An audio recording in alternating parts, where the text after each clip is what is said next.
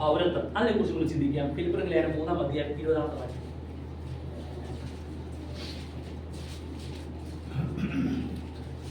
നമ്മുടെ പൗരത്വമോ സ്വർഗത്തിലാകുന്നു, അവിടെ നിന്ന് കർത്താവായ യേശുക്രിസ്തു രക്ഷിതായി വരുമെന്ന് നാം കാത്തിരിക്കുന്നു. അവൻ സകലവും തനിക്ക് കീഴ്പ്പെടുത്തുവാൻ കഴിയുന്ന തന്റെ വ്യാപാര ശക്തി കൊണ്ട് നമ്മുടെ താഴ്ചയുള്ള ശരീരത്തെ തന്റെ മഹത്വമുള്ള ശരീരത്തോട് അനുരൂപമായി രൂപാന്തരപ്പെടുത്തും. നോക്കിയേ, അപ്പൊ ഇനി ഈ അനുഭവത്തിലേക്ക് ചിന്തിച്ചു നോക്കിയേ. രക്ഷിക്കപ്പെട്ട് ദൈവത്തെ ആരാധിക്കുന്ന ദൈവമക്കളുടെ പ്രത്യേകത എന്താ? നമ്മുടെ പൗരത്വം എവിടെയാ പറഞ്ഞേ? സ്വർഗത്തിലാ. ഇപ്പൊ നമ്മളിപ്പോ എവിടെ ഇരിക്കുന്നത്? ഈ കാണുന്ന ശരീരത്തിന്റെ പൗരത്വം എവിടെയായി? ഇവിടെയല്ലേ? നമ്മുടെ ഇന്ത്യൻ പൗരനാണല്ലേ അഭിമാനത്തോടെ പറയണേ, നമ്മൾ ഇന്ത്യൻ പൗരനാ. പക്ഷെ ഉള്ളിലെ മനുഷ്യന്റെ പൗരത്വം പറഞ്ഞേ സ്വർഗത്തിലല്ലേ? ഈ പൗരത്വം നഷ്ടപ്പെടാതെ സൂക്ഷിക്കേണ്ട ഉത്തരവാദിത്തം. നമുക്ക് ഓരോരുത്തർക്കും ഓടിച്ചൊരു വാക്യം വായിക്കാം. 2 തിമോഥെയോസ് ലേഖനം 4-14 വാക്യം. ചെമ്പുപണിക്കാരൻ അലക്സാണ്ടർ എനിക്ക് വളരെ ദോഷം ചെയ്തു.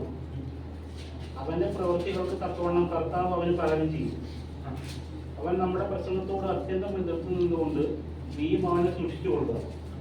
എന്റെ 1-ാം പ്രതിവാദത്തിൽ ആരും എനിക്ക് തോന്നുന്നില്ല, എല്ലാവരും എന്നെ കൈവിട്ടു. അത് അവർക്ക് കണക്കിടാതിരിക്കട്ടെ. കർത്താവോ എനിക്ക് നുണങ്ങുന്ന പ്രസംഗം എന്നെ കൊണ്ട് നിവർത്തിപ്പാനും സകല ജാതികളും കേൾപ്പാനും എന്നെ ശക്തീകരിച്ചു. അങ്ങനെ ഞാൻ സിംഹത്തിന്റെ വായിൽ നിന്ന് രക്ഷ പ്രാപിച്ചു. കർത്താവ് എന്നെ സകല ദുഷ്പ്രവൃത്തിയിൽ നിന്ന് വിടുവിച്ചു. തന്റെ സ്വർഗരാജ്യത്തിനായി രക്ഷിക്കും. മതി. നോക്കേ, നമ്മുടെ പൗരത്വം സ്വർഗത്തിലായി നിൽക്കുമ്പോൾ നമുക്ക് ഈ ഭൂമിയിൽ ആരെങ്കിലും സമാധാനം തരുന്നു നമുക്ക് തോന്നുന്നുണ്ടോ? സന്തോഷം തരുന്നു തോന്നുന്നുണ്ടോ? നമ്മുടെ പൗരത്വം സ്വർഗത്തിൽ അല്ല എങ്കിലോ നമ്മുടെ കൂടെ കൂടാൻ എന്തുമാത്രം ആളുകളായിരിക്കും അല്ലെ?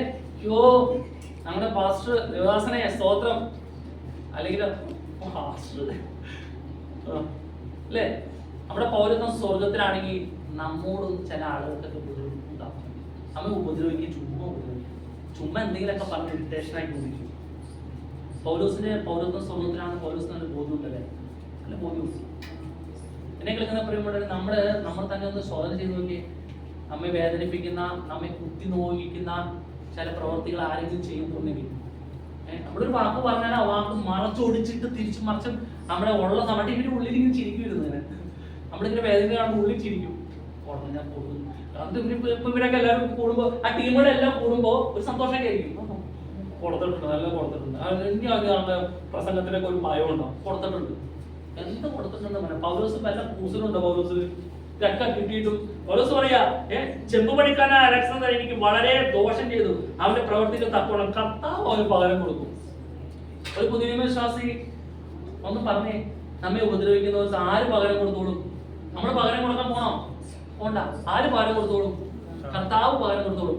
ജോലിക്ക് കുഴപ്പമില്ലാതെ ജോലിയും കാര്യങ്ങളൊക്കെ ചെയ്യാൻ ഉള്ളിൽ പരിശുദ്ധാത്മാവ് എന്തെങ്കിലും ഒരു പ്രശ്നം കടന്നു വരുമ്പോഴേക്കും അപ്പൊ തന്നെ ബോധ്യപ്പെടുത്തല്ലേ ഇനി ഒരു കാര്യം കടന്നു വരാൻ പോകുന്നത്, തടസ്സം വരാൻ പോകുന്നത്. ഉള്ളിൽ പരിശുദ്ധാത്മാവ് സംസാരിക്കില്ലേ? അത് ചെയ്യാതിരിക്കുമ്പോ ആ ദോഷം വന്നേ മതി. ഉള്ളിൽ അപ്പൊ പറയുന്നത് എന്നോടൊന്ന് ദൈവാത്മാവ് സംസാരിച്ചതാ, അന്നേരം ഒന്ന് ക്രമീകരിക്കേണ്ടതാണ്, ഒന്ന് ചെക്ക് ചെയ്യേണ്ടതാണ്. തോന്നിട്ടില്ലേ? പരിശുദ്ധാത്മാവ് വെളിപ്പെടുത്തിയിട്ടില്ലേ? അത് വെളിപ്പെടുത്തി തന്നിട്ട് അത് ചെയ്യാതെ പിന്നെ അവര് ചെയ്ത കാര്യങ്ങൾ അവര് ജയം കൊടുക്കുമ്പോൾ നമ്മൾ അതിനെ കൊടുക്കേണ്ട കാര്യമുണ്ടോ?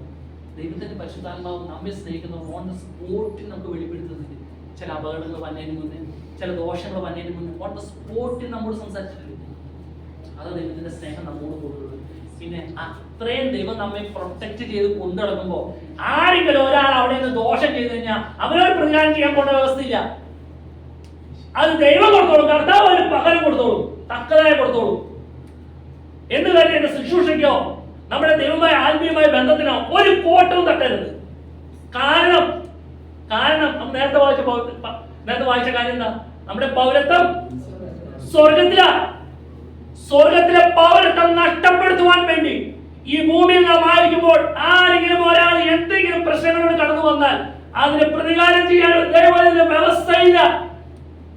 ചെമ്പുപണിക്കാരൻ അലക്സാണ്ടർ പൗലോസിന് ദോഷം ചെയ്തപ്പോൾ പ്രതികാരം ചെയ്യാൻ പോലോ കർത്താവ് അവന് തക്കത് കൊടുത്തോളും എന്ന് പറഞ്ഞു.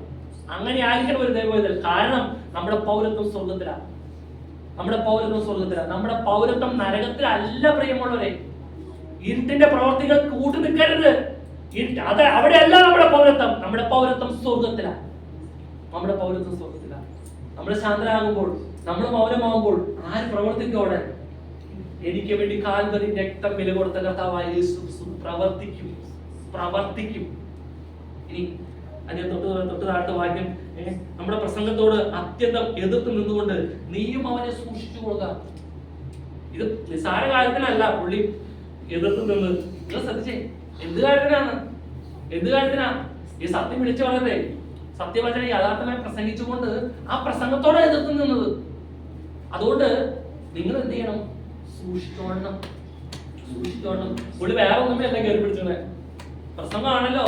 എന്തിന്? അന്യവർദ്ധന വരുത്തേയും ആളുകളുടെ കുറ്റബോധം വരെയും വചനം കടന്നു തരുമ്പോൾ ദൈവത്തിന്റെ ഉള്ളിൽ ദൈവത്തിന്റെ ആത്മാവ് പ്രവർത്തിക്കാനൊക്കെ പുള്ളി ദൈവത്തിന്റെ പരിശുദ്ധാത്മാവ് സംസാരിക്കില്ലേ പ്രസംഗത്തിലൂടെ? പാപത്തെ കുറിച്ച് ബോധം വരില്ലേ? പാപത്തെ കുറിച്ച് ബോധം വന്നിട്ടല്ലേ പുതിയ നിയമ സഭ അങ്ങ് മുന്നോട്ടങ്ങ് പോയത്. 120 പേര് അല്ലെങ്കിൽ അവിടെ ഒതുങ്ങി നിൽക്കൂലേ?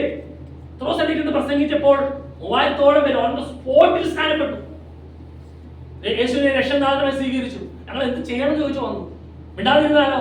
അവിടെ ഇങ്ങനെ പ്രാർത്ഥിച്ചുകൊണ്ടിരുന്നാലോ? ഈ ചില ആളുകൾ പറഞ്ഞു, ഞാൻ പറഞ്ഞ ഓടിച്ചത്, ചില വർഷങ്ങളായി രക്ഷിക്കപ്പെട്ട് സ്ഥാനപ്പെട്ടത്.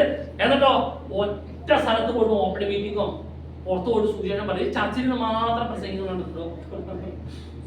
ചർച്ചിൽ മാത്രം പ്രസംഗിക്കൂ.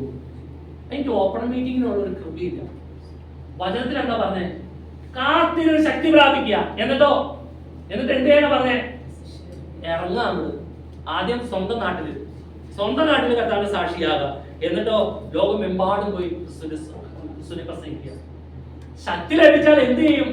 സാക്ഷിയാകും. ശക്തി ലഭിച്ചാൽ സാക്ഷിയാകുമെങ്കിൽ നാം നമ്മോട് തന്നെ ചോദിച്ചു നോക്കണം, ഞാൻ ശക്തി പ്രാപിച്ചിട്ടുണ്ടോ? ആരെങ്കിലും ഒരാൾ പ്രവർത്തനം ചെയ്യുമ്പോൾ അതിനെ എതിർത്ത് നിൽക്കുന്ന അലക്സാണ്ടറാണോ?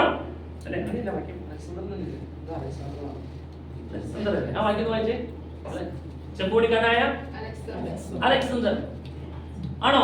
അലക്സാണ്ടർ ആണോ? പ്രസംഗത്തോട് എതിർത്ത് നിൽക്കുന്ന ആളാണോ? സൂചന പ്രവർത്തനം നടത്താൻ കാണുമ്പോൾ ആണാവാൻ വേണ്ടിട്ടാ, വലിയ സംഭവം വേണ്ടിട്ടാ ആണോ? നമ്മളോ ചെയ്യുന്നില്ല. ആരെങ്കിലും ഒരാൾ ചെയ്യുന്നാൽ അതിന് അവിടെ നിന്ന് പ്രാർത്ഥിക്കാൻ ഒരു മനസ്സ് കാണിച്ചെങ്കിൽ അതിന് കുറ്റം പറയുന്ന ഒരു കൂട്ടമാണ്. എന്തിനാ? പരിശോധന അവിടെ പ്രസംഗിച്ചതിന് ആളാവാൻ വേണ്ടി പ്രസംഗിക്കും. കേൾക്കുന്ന പ്രിയമുള്ളവരെ, വെളിച്ചം കാണില്ല. ഈ പറഞ്ഞ കുറ്റം പറഞ്ഞു, വെളിച്ചം കാണില്ല. വെളിച്ചത്തിന്റെ പ്രത്യേകത അറിയാമോ? ഇത് സൂര്യന്റെ അടുത്തേക്ക് പ്രവേശിച്ചില്ല. കുഞ്ഞാടവിടെ പ്രകാശം വരുന്നത് അവിടേക്ക് പ്രവേശിക്കില്ല ഈ പറഞ്ഞ ടീം. നമ്മൾ അങ്ങനെയാണോ? നമ്മുടെ പൗരത്വ സ്വർഗത്തിലല്ലേ? നമ്മുടെ വാക്കുകളൊക്കെ നമ്മൾ സൂക്ഷിച്ചോളണം. റോഡിലൂടെ കടന്നു പോകുമ്പോൾ പ്രായം പിടിച്ച അപ്പച്ചന്മാര് സംസാരിക്കാൻ പോലും കഴിയാതെ അവിടെ നിന്ന് കർത്താവ് യേശുക്രിസ്തു ഉയർത്തുമ്പോൾ കാറിലൊക്കെ പോകുമ്പോൾ കാണിച്ചെന്നല്ല പോകേണ്ടത്. അവിടെ നിന്ന് ഒരു വാക്കെങ്കിലും പ്രാർത്ഥിച്ചോളണം. അപ്പച്ചനെ പോയിട്ട് പോയി നിൽക്കാൻ നാളാണെങ്കിൽ പോകണ്ട. ആ കാറോടെ മാറ്റി നിർത്തി ആ പ്രശ്നം കഴിയുന്നതിന് പ്രാർത്ഥിക്കുക എന്തും ചെയ്തോണം. അതല്ലാതെ കാണുമ്പോൾ മൈൻഡ് ചെയ്യാതെ പോലെ അലക്സാണ്ടറാകരുത്. പ്രസംഗത്തോട് എതിർത്ത് നിൽക്കുന്നവരാകരുത്.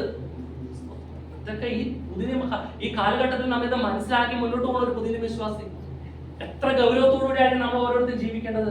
കാരണം എന്താ? നമ്മുടെ പൗരത്വം സ്വർഗത്തിലാണ്. നമ്മുടെ പൗരത്വം സ്വർഗത്തിലാണ്.